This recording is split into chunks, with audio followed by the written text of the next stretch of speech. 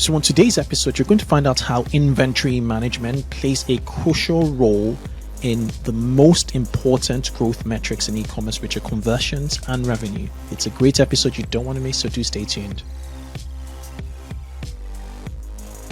So welcome back to the 2x e-commerce podcast. I'm your host, Kunle Campbell. In today's episode, we're talking to Adii Pienaar, the founder and CEO of Cogsy. Cogsy is a new inventory management software that helps e-commerce businesses track their inventory and optimize their supply chain. Adii is a successful entrepreneur in of himself with a deep understanding of the e-commerce industry. He is or was a co-founder of WooCommerce, one of the most popular e-commerce platforms in the world. We talk a bit about it in this episode. He also shares insights on how to improve your e-commerce business with inventory management software. He'll talk about challenges of inventory management software and how Cogsy can help you overcome them. So if you are an e-commerce business owner, or if you're thinking about starting an e-commerce business, this episode is for you. Here are some of the topics we'll discuss in this episode. First, how to track your inventory. 2, how to optimize your supply chain. 3, just challenges in inventory management in general. And 4, how Cogsy can potentially help you overcome the challenges of inventory management, particularly demand forecasting. I hope you enjoy this one. So without further ado, let's get started.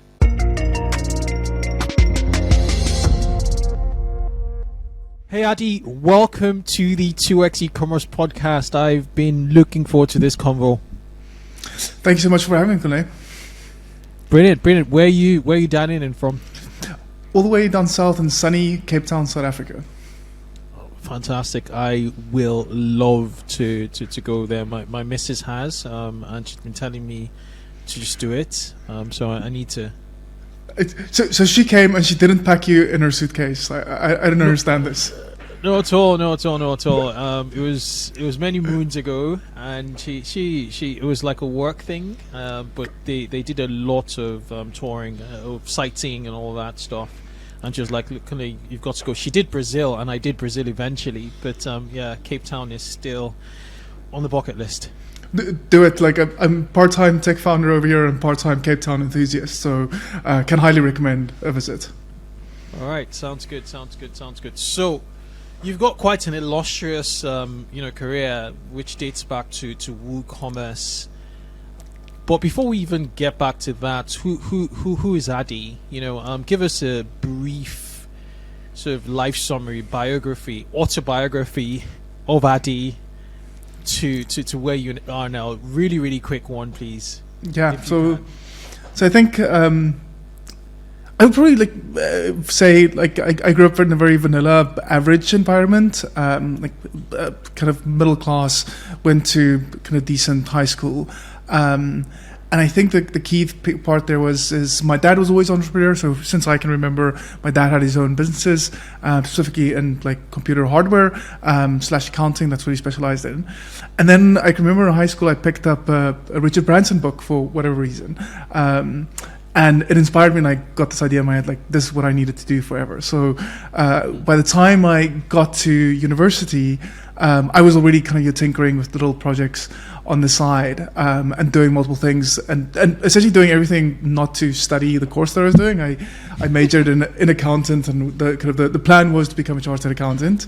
So if I was to say, looking back, I still have the knowledge. I never practiced. I never had to intern, because I ultimately just post-varsity spent 6 weeks working for a corporate, and then started working on Woo full time back then. But that really is up until WooCommerce. That's the congested version of who I am and how I got to where I am today. Okay, that's interesting. So at WooCommerce, were you part of the founding team? What happened at WooCommerce? Yeah, so the predecessor to WooCommerce was WooThemes, and effectively what happened was during varsity I wanted a blog, so I got stuck into WordPress. It was a seemingly obvious option at the time.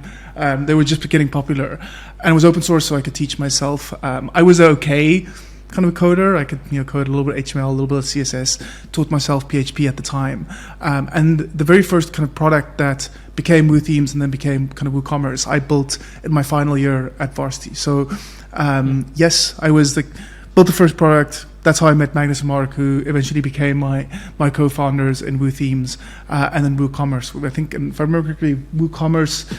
This is all the way first product November 2007, and WooCommerce I believe we launched in late 2010, maybe 2011, if I remember correctly.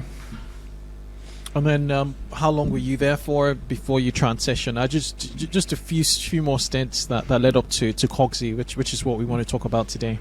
Yeah, so I left Woo, stepped down as CEO end of 2013, and in the following year I started a new company. I told you this off air. I got to a point where it was such a fascinating ride building WooCommerce, and I really wanted a new challenge. And I kind of told myself this year, the biggest challenge that I wanted was can I take all these lessons and experiences that I'd learned with Woo and reapply it and do it again, meaning that kind of little birdie in your head that says, hey dude, you just got lucky, and not every business is as lucky as this or as easy as this. Not that everything about Woo was easy, but it did sometimes feel like we got really lucky, right place, right time kind of thing.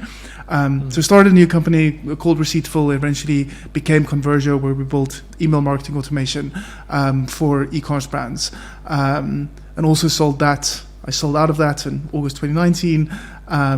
Spent some time with the Acquire Campaign Monitor in 2020, in COVID year effectively, and then to the back end of that got stuck into Cogsy. So I've really had. I always tell people, or mostly tell people, that I'm a bit of a one-trick pony in that sense, in the way that I've just built kind of a software for e-commerce brands for the last 15, 16 years now. It's specialization really does yield results. So well done for sticking to on this track. Now, speaking of Cogsy, why did you want to solve inventory management?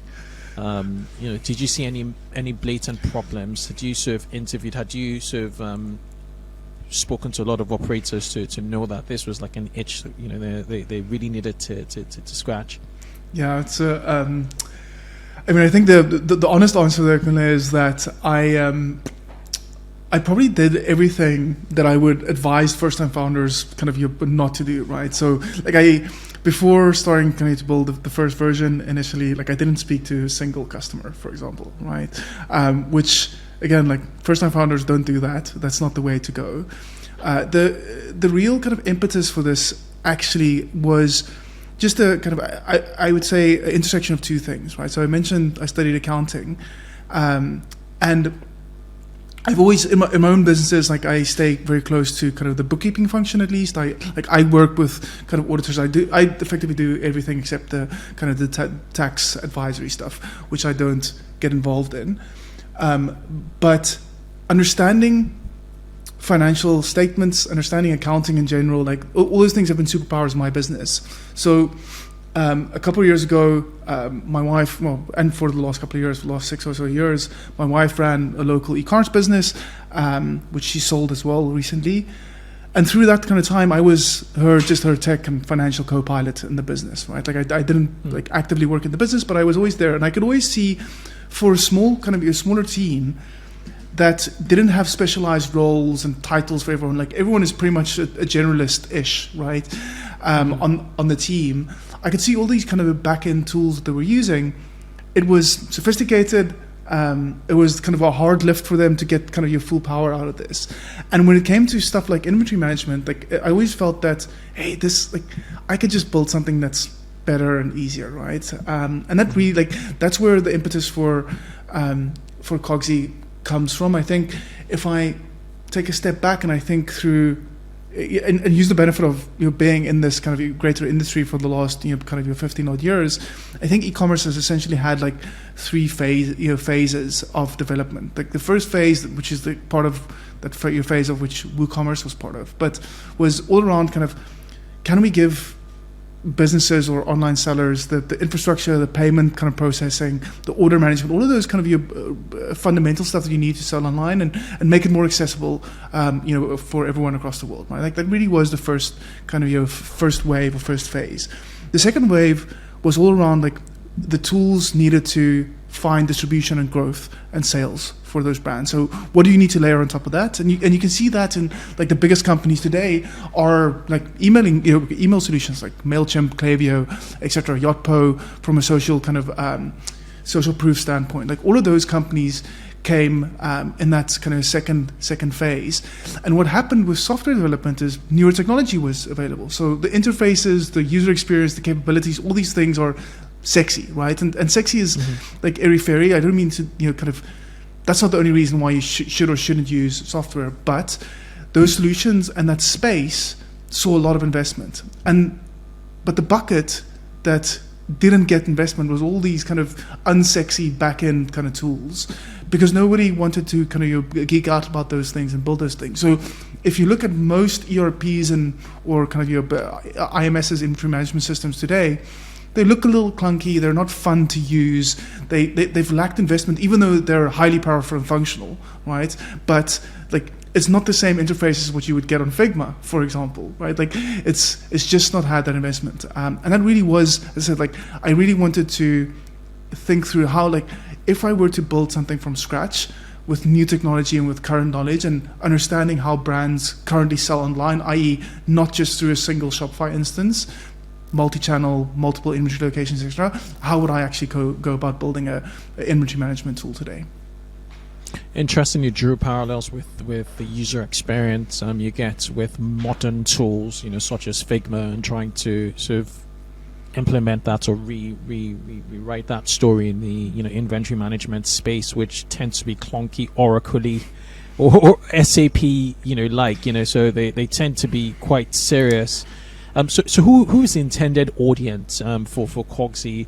Is it specialists or generalists, who are like founders, trying to just figure stuff out? They want to sort out their excess inventory issues. They want to avoid stocking out and all of that stuff, and they need an easy to use interface to just get stuff done. And does it also include the dedicated inventory management specialist, or e-commerce, manager who handles inventory?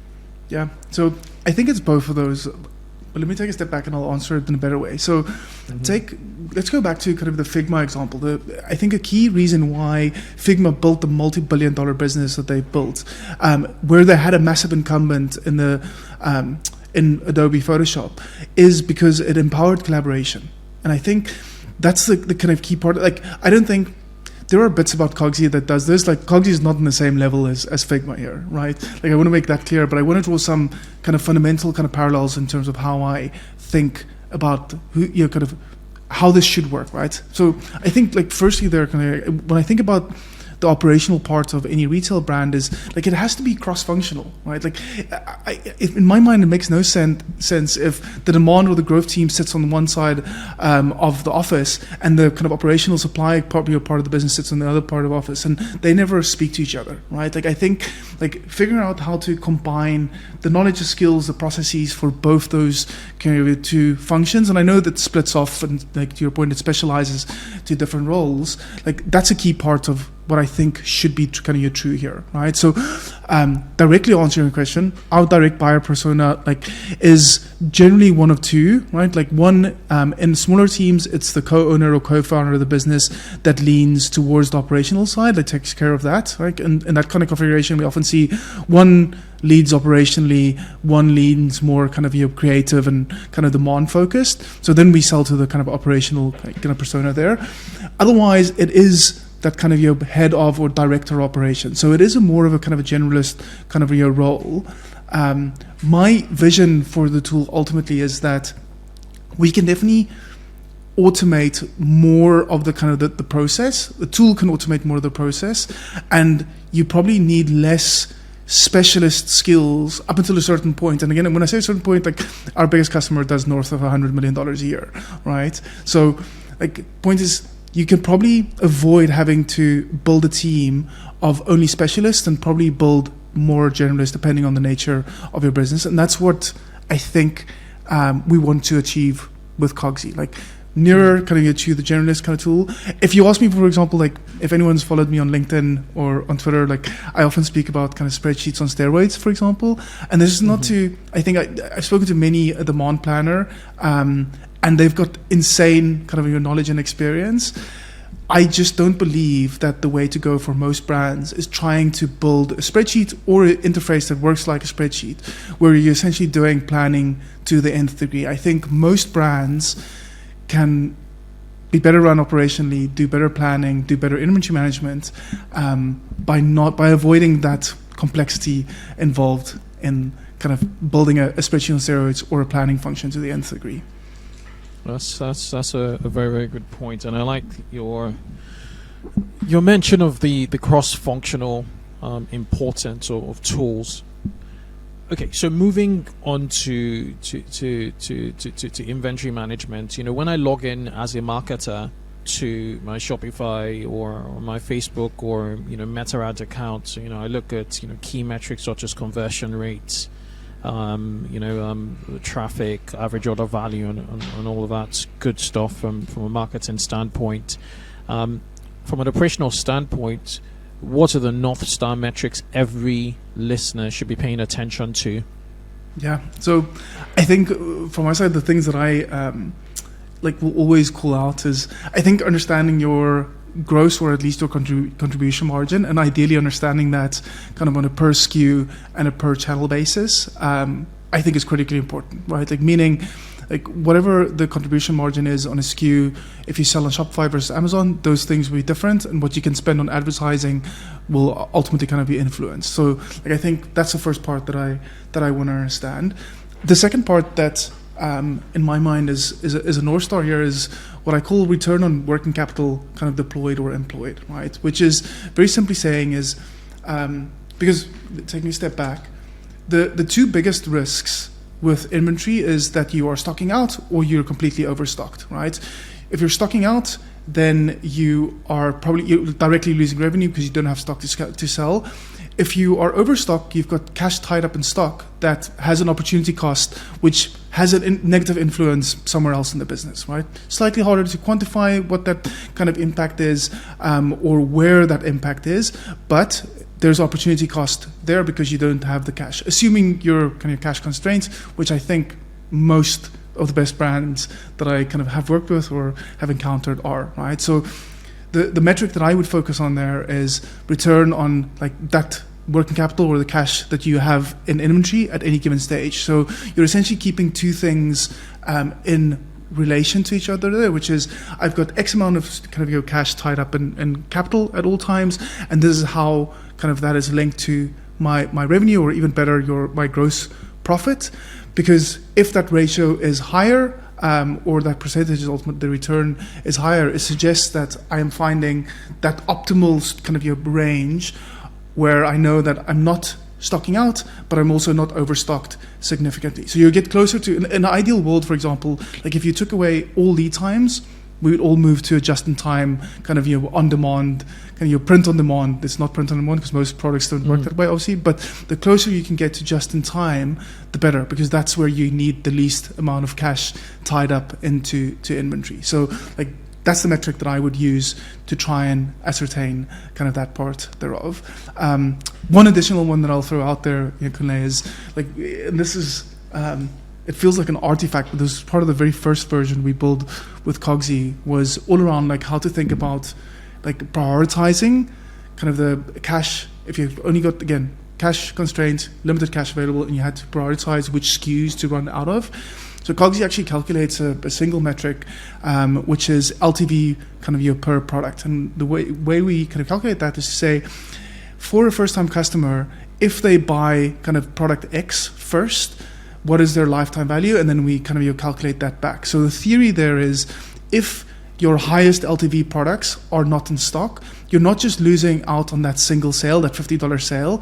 If those products generally also kind of got you a $300 $300 LTV over the span of 2 or 3 years, you are possibly losing out on kind of a bigger part of that, right? Because first-time customer, they just don't come back because you didn't have the product that they were going to purchase, and they never become a repeat kind of customer. So I think all of those things, like when you find those trends in your data, there's some interesting insights to be had there, where you can then restructure your operations or reprioritize your decisions in terms of how you are kind of buying and managing your inventory. Super. I like that point. So an LTV per product, and even your first point with regards to, I think I've lost you. Ooh. Can you hear me? Yes. I'll have to edit this out. Even your first point with regards to just the gross contribution per product per SKU seems to be very SKU focused. What I didn't get was the return on working capital deployed or the return on inventory. What metric is that particularly? So like that's ultimately in my mind, like that's the all-encompassing metric to find that kind of optimal range of how much money you should have in inventory at any given stage, right? So let me explain this in a different way. Like the ways to ultimately kind of influence that is you wouldn't run out of stock, right? That's the one part of you're not overstocking. You might be going to your existing kind of vendors, negotiating lower COGS, right? That would influence kind of that number. You might sell different SKUs on different kind of channels, or do some kind of your price optimization per SKU per channel, for example. Like all of those things would ultimately, like they would influence how you calculate the metric. The metric is calculated revenue over average working kind of your capital deployed. And working capital I use here as a term, but I really only mean the cash kind of deployed into inventory, right? So all of those different kind of levers like you have available to get that return or that ratio as optimal as possible. Okay. Makes sense. My next question is, how would you define an operationally efficient D2C e-commerce brand? Yeah. So part of that would be kind of you finding that optimal range of where to invest in inventory, or how much to invest in inventory at least. But I think the other things are like, what are the systems and processes that you need to have in place internally that ultimately means that your customers can buy your products whenever and where they want, right? Like I think the key part of that firstly is like just having the inventory and the kind of the product available. Like that's the first bar that you need to clear. From there, I think operations extend kind of you very closely to how do I work with, how do I fulfill this, right? Whether you work with a kind of a third party kind of your partner there, a 3PL or otherwise to fulfill that, or you have an internal team. How does that extend out to the post-purchase kind of experience in terms of like if there's issues, how do I communicate those issues? How do I handle those issues? How do I handle kind of returns? Because all of those things, I think, are ultimately what influences kind of your customer's general impression or happiness or experience of you, which ultimately becomes that flywheel that if they are happy, then they come back for a second purchase, or if they are happy, they tell others about you, or if they are happy, they share something on social media. So like all of those kind of your key components, like for operations in my mind, should be, there are chained or sequenced to some extent, but they should all work off of the same kind of data set. So I'll give you a simple example there, right? So we at Cogsy, we often work with brands that where they do have stockouts, we built a function called customer-centric back orders, which is instead of having a generic pre-order button and you have to kind of you throw your credit card into a void and you don't know whether when you're going to ship this, we can actually, because we have all of your operational kind of your data, inventory coming in, as well as a forecast, we can tell a customer, hey, Kunle, like this product's out of stock today, but this will next ship on 2 June. So you know exactly when that is going to happen. So for a customer, that's a great experience. It converts much, much higher compared to generic pre-order or some kind of new waiting list, for example. We've got kind of your data on that. But crucially, when I think about operational excellence, what is important is that information shouldn't just be available, and we don't make that available just to our operations team. That is also available to the customer experience team. So if kind of a week later, you maybe didn't get the automated email and you ping us, you ping the brand, you say, hey, like I ordered this product, I don't know where it is or what the ETA is. Whoever is on the other side of that conversation from the CX team, they can say, hey, Kunle, like hold on, I will check quick, and they can see, hey, this information, this is what the data is for the stock. They can reconfirm it for you. They can double check your exact order. So that's why I think about operational efficiency there. Like the systems need to be in place.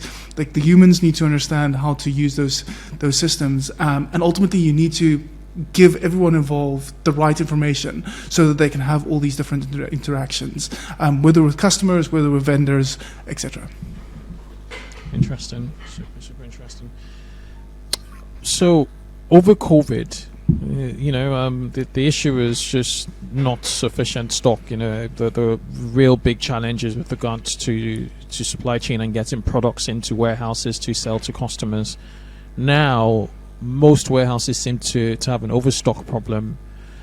First, could you confirm if this is what you're seeing at Cogsy? And then second, what tips do you have for people really facing this excess inventory problem at this point in time?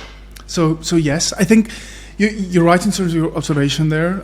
Due to the initial your constraints with regards to getting stock into a warehouse, I think many brands over-ordered and overcommitted, and for a period they essentially had, as you said, like excess stock in their warehouses, and they were sitting on it. I think that's somewhat normalized now, Kunle. Like most of the brands we've worked with, they're back to a more a steadier cadence of how when they're placing purchase orders and how much stock they're holding. So I think it's mostly normalized yet. So broadly speaking though, if you are overstocked, the way I would think about it is I would do some prioritization. Not all SKUs are created equally, and I would actually try and sell off the either the lowest priority SKUs there, right? And again, I would use a interesting metric like LTV per product, not just value. Other interesting things that we often work with our customers on is to think about bundling in a smart way. So one way, there's two ways in which I like to bundle in terms of overstocked is you essentially take a slower moving SKU and you attach that to a fast moving SKU, right? So you you use the velocity of these best sellers, and you tag that along. The other way to do that is to think about margins, right? So take a fast-moving high margin SKU, and then you bundle that with a lower margin SKU, so you don't screw up all of your economics. I think the key there is always most brands should discount cautiously at least, because I think consumers mostly have discount fatigue or promotional fatigue.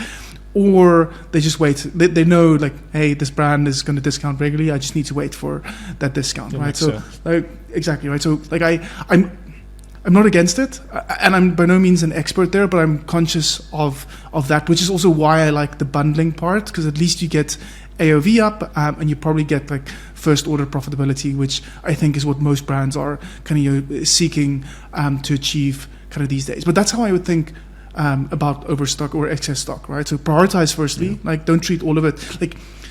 If you're overstocked on your best-selling SKUs, then you have to wait and ride it out. I wouldn't necessarily. Then you need to weigh that against a discount, right? And the second order effects of a discount.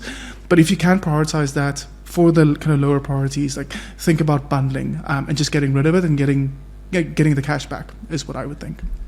Yeah, bonding works. Bonding really works, particularly with the low velocity SKUs. Just bonding them up with high velocity SKUs. So really good point. Where are you guys with regards to demand forecasting? No one could predict COVID, but obviously when you take these black swan events, there is predictability with demand forecasting, particularly if it's linked with marketing activity. So how well does Cogsy sort of connect with predictability on the effectiveness of your ad campaigns and seasonality and all of those other factors towards seeing trends and determining what to put in stock in order to meet customers' expectations and not run out of stock? Yeah. So at the core of what we do, Kunle, is one of the hardest challenges we had to solve for was to essentially build the data layer to allow us to ingest your order and SKU data from anywhere that you have that data, right? So the simplest example would be you're selling direct on Shopify. You've got a separate kind of your Shopify instance for your wholesale stuff, and then you also sell on Amazon. So we will essentially take all of that order data and we feed that into our demand forecasting functionality, which then gives you what we call a baseline programmatic forecast, right? And the reason I say that is any forecast, like, doesn't matter if they throw hypey words like AI and ML out there, right? Like, it is still based on historical kind of data, and it's only a partial predictor of the future. So the way we think about it, is baseline programmatic forecast. Baseline meaning like you as the kind of the human with intimate knowledge about how the business works, should probably add some of your kind of intuition and assumptions on top of that, right? So like the way we've built that into it is you can either kind of do what we call growth planning, which is on a revenue basis, and shape that out. That would influence the programmatic forecast. Or if you were doing kind of your ad hoc, like once-off marketing things, or marketing changes that weren't true, say in the previous 12 to 18 months, because the baseline programmatic forecast is good at picking up seasonality and good at picking up patterns. But say, for example, you are suddenly launching a whole new kind of your nationwide TV campaign that you've never run before, you should probably input that into kind of the system as a leading indicator of what demand is going to be, right? So like those things are there. I think the key thing that I will always kind of share, Kunle, is that, again, I've been in software for long enough to not overhype things like AI and kind of artificial intelligence and machine learning, right, which is often used in this realm. The goal with Cogsy is not to try and increase your forecasting accuracy by 2, 3, or 4%. What I instead want to do is I want to make you kind of 10% or 10 times, whatever the case is, more agile, more flexible, more proactive, because the system can only guide you, right? The system can't predict the future perfectly, but the system, because it's always on, like it can tell you, hey, Kunle, like that sales spike there that's kind of brewing, this is what the kind of, you think butterfly effect, like today it like looks tiny and doesn't look like you're going to run out of stock.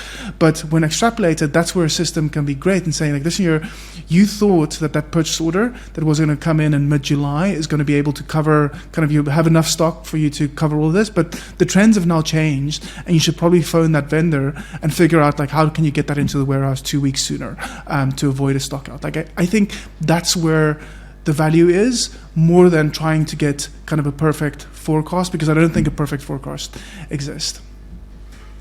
Yeah, you're absolutely right. You're absolutely right, and that's agility, the real time updates and information you're getting and feeding the system particularly. So if, for instance, you're doing a Shark Tank and or Dragon's Den, there's certainly going to be overwhelming demand. So can you weigh the effect? Are they different ways in terms of effects, potential predictabilities, which you feed Cogsy, or does Cogsy figure that out? So we figure out all of that once it becomes kind of real data. Like the algorithm takes care of all of that. So we essentially look at kind of multiple metadata points for every order, whether it's kind of customer, whether it's acquisition channel, etc. Because that's like I always tell the team, and by no means I'm no data scientist, but kind of the way any programmatic forecast works is it essentially goes and finds the correlation or some kind of pattern that it can extrapolate. So that's why once it becomes real data, like the algorithm discerns and can spot kind of trends or patterns that is not as visible to the human eye, and then extrapolates or kind of calculates outwards from there. Okay, makes sense. Like, for speaking for myself or for our company, we run an Amazon first business that we're now sort of transitioning to a D2C model. It's a very slow transition, but it's happening. We obviously have our inventory management system for Amazon. They're very sort of skewed towards Amazon. It's like eDesk, for instance.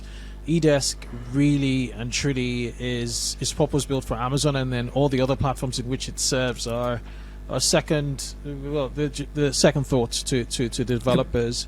So with regards to our e-commerce enablement, tools which we'll be using on Shopify. Would you suggest? Obviously, I'm speaking to the founder of Cogsy. Would you suggest that we get Cogsy for our Shopify, so it kind of like integrates, it works with our Shopify while being cognizant of what we're doing on other channels, say Amazon, and even eventually retail?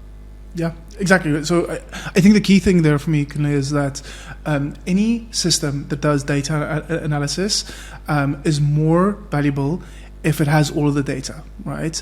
And crucially, like I think, I don't think it's safe to say that, I don't have 5% of the data, and that only means like my kind of decision making is going to be 5% off, because that 5% kind of blind spot that you have could be material. So, and that kind of how that plays out here, and an outcome that Cogsy strives to help operators achieve there is, like, I would fully advocate that you understand what your demand is on both those channels, direct on Shopify and on Amazon.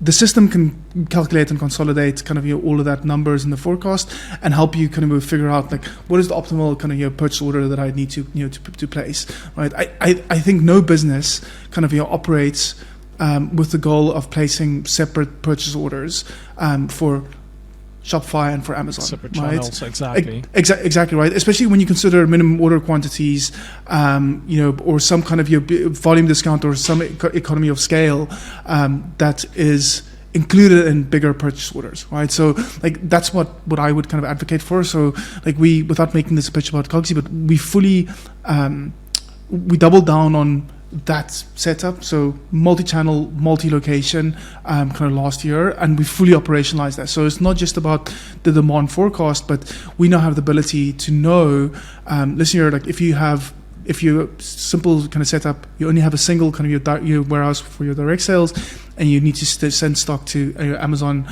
for FBA, for example, then like we will help you calculate that purchase order to serve both those locations, and you can even, like, if it makes more economic sense, like split the shipments. We kind of from there, right? Like on the purchase order, ask your vendor to send part of the kind of your PO to one location, part directly to Amazon. Like all of those things are possible, and like we'll help you track that all the way to your 3PL and Amazon as well. So like that's the thinking there. Like I'm a big believer in consolidating the data because the insights are better, as well as the workflows, because the execution of those workflows are easier kind of and more efficient as well. Like one can never, the last thing I'll say about kind of this is you can have the best software solutions in place. If the humans that's supposed to use it don't use it, then the software is worthless, right? Yeah. The reason I'm asking is I just like the user interface of Cogsy. I think we ran a virtual conference last year. It's called Commerce Excel. It was a Q4 focused,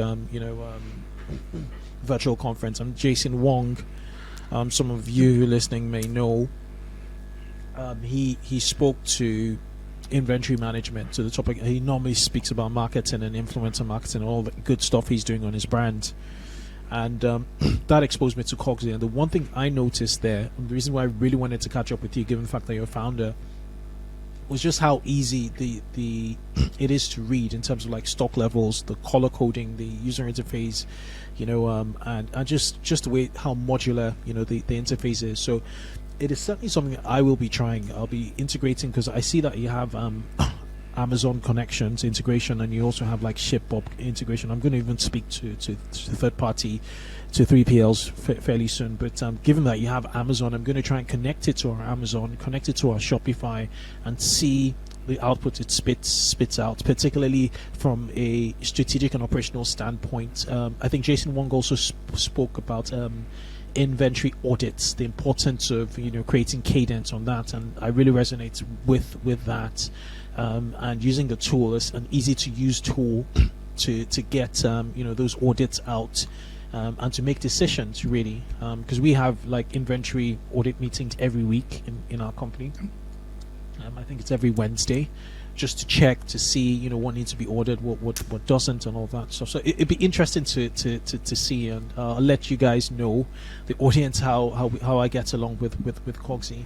Yeah, but, I mean to that, so firstly, Jason's been a a long time, and it was one of the early customers, been a long time user of Cogsy there. And without alienating, I mean, you asked me about who our ideal kind of your buyer, kind of your user is earlier. And without alienating all of the kind of operators that I so love dearly out there, right? I think there is a future here where, for many brands, the operational kind of your part, or at least the kind of how do I know when and how much inventory to order from my vendors, should probably be done by brand managers, right? Like brand managers ultimately kind of they greatly influence the demand of the kind of your inventory. That's where they're operating and hustling. The system can do a lot of the kind of the operational bits. I don't mean to suggest that you can remove full operational teams. Like some products are pretty complex, and there's definitely kind of there's definitely roles there. But I suspect that there might be, at least in some kind of your teams or some businesses, that's the kind of the shift that might happen is the brand manager or the growth kind of the person in charge of growth ultimately has a tool to elevate their kind of operational or supply side skills. Yeah, it's interesting. You mentioned that, Adii, because I don't know if you recall the last iPhone, or maybe the last two iPhones. I'm not quite sure. I've lost count. They led their ad campaign for Q4. So it was, they normally release it in September. So from September through to like Jan the next year, they led their campaign with the new color purple iPhone, maybe 13 Pro Max or 14 Pro Max, and that particular unit, that particular color kept selling out. You couldn't get your hands on that one because it was front and center. It was a new color. It caught people's attention. People wanted to find out more. And guess what? When you're about to order direct from Apple, what's a color you want to naturally adapt to? Now, if that integrates pretty well with like your inventory management and operations, then it will really work. You maximize your sales. People don't get frustrated with getting out of stock, although there is an appeal for wanting to buy something that you can't get your hands on, like say Prime. I don't know whether you've heard about this Prime drink by Logan Paul and KSI. It's my son literally got his first bottle, and it was just savoring the moment yesterday. But I digress. But there's also an appeal of of scarcity, right? But you could all just adjust that. But it's interesting you mentioned the front end and the back end, and trying to marry what's happening in the front lines with availability and ammunition and the back end. Exactly right, and which is why I think this is not. This should not be. No one listening should take this as a hot take from this guy that knows a little bit about e-commerce, right? I think, and I'm referring to myself there. I think that this is just what's happening already, Kunle, right? I think if I look at kind of your smaller teams and how they scale up, right? Like they on the operationals, it's all kind of growth first, right? Like that's always the mentality is how do I find growth? How do I find distribution? How do I kind of get really creative in terms of my customer acquisition? And then everything else follows. And I think with the right tools, you can probably get further along that way without having to build a whole operational team of individual kind of specialists, right? You can, again, like I said it earlier, you can have someone fully leading operations, but you can probably have a slightly smaller operational team, and they can be kind of generalists, because there's stuff that I think you don't have to do, right? Like there's stuff, for example, kind of knowing that this batch of kind of inventory has left the vendor and it's going to ShipBob, right? Like a system can let you know, hey, Kunle, that kind of your shipment has now arrived, and ShipBob has received it, and inventory levels are updated everywhere, and Cogsy kind of gets that number and it tells you, yes, you're good again. Like your next out of stock date for the SKU is kind of 3 months down the line, right? Like all of that, needs minimal human involvement, which ultimately means that the biggest influencer that at least operational tools don't yet replace is how do you drive more demand for your product. Super interesting. What's your take on 3PLs, and is there a point of maturity where you need to grow up screw through PLs and start, self-fulfilling, in your opinion? I'm no expert, Kunle. I think my fundamental kind of perspective here would always be to think about kind of should the question should be, should I fulfill myself or not? And like the secondary question in my mind is like, should this be the core competency for my business or not, right? So I'll give you a kind of analogy in terms of how I would think through that. There's been a lot in the e-commerce space around kind of going headless, right? If you're using Shopify or another platform, and like I've always argued that to do so, you should only do so like if you're going to build technical kind of your core competencies in your business. Otherwise, it never makes sense, right? I would argue that your ability to kind of manufacture, source, create kind of your product and sell them, that's core competencies, and no business can have core competencies across every functional kind of part of the business, right? Some things you outsource to partners, some you outsource to kind of process to systems or software, and others you don't kind of do. So like the way I would think through it is like it needs to be really compelling for you to do fulfillment yourself, right? Which either means like you've got a very specialized kind of product or customer experience that you want to kind of honor, and that has some kind of additional benefit to you, right? You can charge a higher price kind of for that, etc. Right? Like maybe you kind of you do those things. Or for the flip side, like maybe you go with 3PL because hey, I just want to run a lean business and I don't want to have the headaches of dealing with boxes and duct tape running out, right? Like that can also be the case. But as I said, like for me, it really comes down to like, does this need to be a core competency for your business, firstly? And if not, then find the most economical solution to kind of your partner with an expert in the space. Yeah, starts it out with the right question on core competences. Good stuff. Okay, Just wrapping up, I would like to take you on our lightning round. I'm going to ask you about 6 or so questions, and if you could use a single sentence to answer each of them, you'll be a-okay. Perfect. Let's go. All right. What advice would you give yourself 5 years ago? Chill out. Who's been the most meaningful business contact in the last 5 years? My co-founder, Stefano. Okay. Are you a morning person? Yes, I've got young kids in the house. Okay. What does your morning routine look like? At the moment, it's all kids. It feels like it's herding sheep, getting them ready to get to school. Imagine. Are you into sports? Do you play any sports?